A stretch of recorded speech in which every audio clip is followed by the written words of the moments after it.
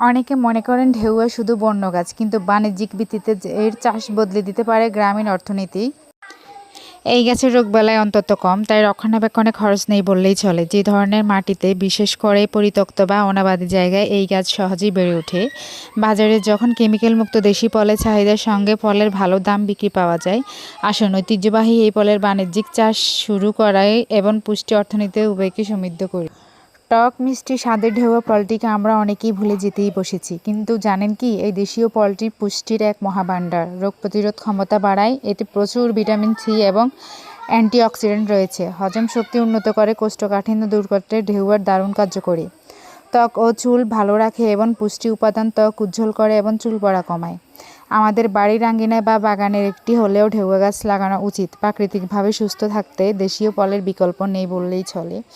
এই তো সেদিন আমরা আসলে ঢেউয়া মাখা খেতেই বসেছিলাম, আর বাহিরে এমন বৃষ্টি শুরু হয়েছিল, তারপরে কি বলবো, তারপরে আমাদের হচ্ছে ঢেউয়া মাখা খেতেই হবে, যেহেতু এটা একটা মজার ফল আর এতে রয়েছে বিশেষ গুণাগুণ। আসলে বেশি কিছু লাগে না। এদিকে আমি একটু লেবুর রস নিয়ে নিলাম, আর পরিমাণ মতো মরিচের গুঁড়ো নিয়ে নিলাম, সাথে নিয়ে নিলাম স্বাদ মতো লবণ।